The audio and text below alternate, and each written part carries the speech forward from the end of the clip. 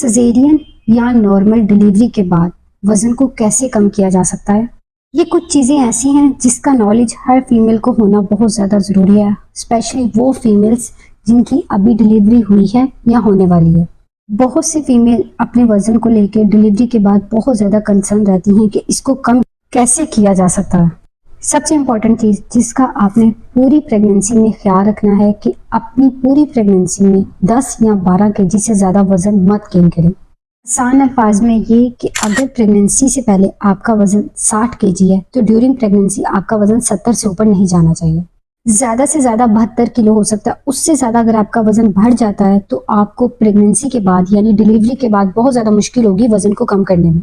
12 kilo वजन बिल्कुल accurate है बेबी का भी और मदर का भी। ड्यूरिंग प्रेगनेंसी आपकी बॉडी में जितनी भी चेंजेस आती हैं उन सबको देखकर ये नॉर्मल रेंज है कि 10 से 12 से ऊपर नहीं बढ़ना चाहिए। बहुत से लोगों में ये चीज़ देखी गई है कि उनको इर्द गिर्द के लोग आके कहते हैं कि आपको बेबी के लिए खाना है, अपने लिए भी और बेबी के लिए भी। तो वो क्या करती हैं, इस कंडीशन में बहुत ज़्यादा खा लेती है जिससे उनका वजन बहुत ज़्यादा बढ़ जाता है और आफ्टर डिलीवरी उस वजन को वापस नॉर्मल लाने में उनको काफ़ी मुश्किल होती है। अब आफ्टर डिलीवरी बहुत सी फीमेल का यही क्वेश्चन होता है कि अब वजन बढ़ गया है तो उसको कम कैसे करना है। सबसे इंपॉर्टेंट चीज़ जिसका आपने खास ख्याल रखना है, अपने आप को हाइड्रेट रखें, यानी कि ज़्यादा से ज़्यादा पानी का इस्तेमाल करें। आफ्टर डिलीवरी 90% लोग क्या करते हैं, पानी का इस्तेमाल कम करते हैं। आपने रोज़ाना 10 से 12 ग्लास पानी ज़रूर पीने हैं।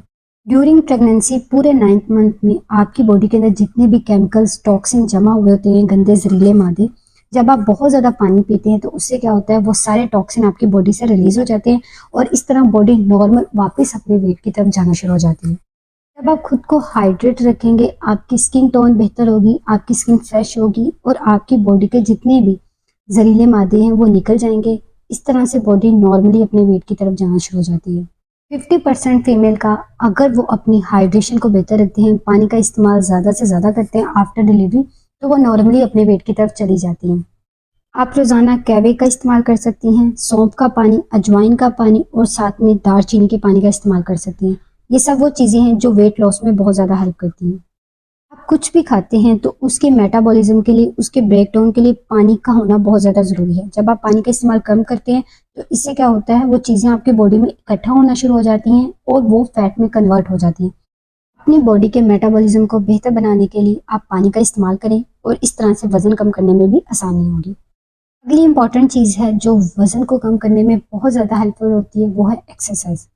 अब यहाँ पे जो एक्सरसाइज करनी है वो मसल टोन को इंक्रीज करने के लिए की जाती है। यानी ये जो पेल्विक फ्लोर है, बच्चेदानी और बच्चेदानी के गिर्द जो मसल्स हैं, पेल्विक फ्लोर के मसल्स को बेहतर बनाने के लिए एक्सरसाइज की जाती है। अब इस एक्सरसाइज को करने का बहुत ही आसान सा तरीका है। इसको ब्रीथिंग एक्सरसाइज कहा जाता है। आपने नाक से सांस अंदर की तरफ खींचना है और छोड़ेंगे तो आपने मुंह से सांस लेना है। ये होती है ब्रीथिंग एक्सरसाइज जो आपके पेल्विक फ्लोर की मसल को बेहतर बनाती है। आप इस एक्सरसाइज को दिन में किसी भी टाइम पे कर सकते हैं। दिन में 20 मरतबा करें, 10 मरतबा करें, ये आप पे डिपेंड करता है। जब आपको ईजी हो आप ये एक्सरसाइज कर सकते हैं। अगली इंपॉर्टेंट चीज़ है डाइट। कोशिश करें अपनी डाइट में कार्बोहाइड्रेट यानी ये जो बेकरी आइटम है, चीनी चीनी से बनी जितनी आइटम है, cake, pizza, burger, soft drink, इनसे अवॉइड करें। अपनी डाइट में ज़्यादा से ज़्यादा प्रोटीन ऐड करें। ताज़ा फल और सब्जियों का ज़्यादा से ज़्यादा इस्तेमाल करें। बहुत सी फीमेल्स क्या करती हैं, आफ्टर डिलीवरी वो पंजीरी का बहुत ज़्यादा इस्तेमाल करती हैं या फिर दूध में घी मिला के इस्तेमाल करती हैं। अगर आपने पंजीरी का इस्तेमाल करना है तो रोज़ाना 1 चम्मच से ज़्यादा उसको इस्तेमाल ना करें क्योंकि ये आपके वज़न को मज़ीद बढ़ाएगा। प्रोटीन जैसा कि मटन, बीफ और चिकन का इस्तेमाल ज़्यादा से ज़्यादा करें। कोशिश करें कि उनको ऑयल में ज़्यादा डीप ऑयल में फ्राई ना करें। Spicy food, soda, cold drink और जितनी भी ऑयली चीज़ें हैं, इससे क्या होता है कि आपकी बॉडी में ब्लोटिंग होती है और इससे आपका पेट फूलना शुरू हो जाता है। बजाय इसके कि वज़न कम हो वो और बढ़ना शुरू हो जाता है। तो इन चीज़ों से आपने परहेज़ करना है। कुछ फीमेल्स ऐसी होती हैं जो बिफोर प्रेगनेंसी जिम कर रही होती हैं। आफ्टर डिलीवरी वो अक्सर ये सवाल करती हैं कि हम कब जिम ज्वाइन कर सकते हैं। वो फीमेल जिनका सिजेरियन हो वो आफ्टर 3 मंथ अपनी जिम को ज्वाइन कर सकती हैं और वो फीमेल जिनकी नॉर्मल डिलीवरी हो वो आफ्टर 40 डेज यानी जब वो ब्लीडिंग का पीरियड होता है 40 डेज का, उसके बाद वो अपनी जिम को ज्वाइन कर सकती हैं। अक्सर मार्केट से आपको हर्बल कैवे मिल जाते हैं, उनका इस्तेमाल करें। जिंजर टी यानी अदरक वाले पानी का इस्तेमाल करें। क्योंकि ये जितनी भी हर्बल टीज़ हैं, ख़ास तौर पे जिंजर, आपकी बॉडी के मेटाबॉलिज्म को फास्ट करता है, डाइजेशन में हेल्प करता है और वेट लॉस में बहुत ज़्यादा हेल्पफुल है। आफ्टर सिजेरियन बहुत सी फीमेल कंप्लीट बेड रेस्ट पे चली जाती हैं, वो वॉक नहीं करती, चलती फिरती नहीं है, जिससे उनका मेटाबॉलिज्म स्लो हो जाता है और वेट लॉस नहीं होता। आपने रोज़ाना आफ्टर सिजेरियन हर रोज़ 10 से 15 मिनट की वॉक ज़रूर करनी है।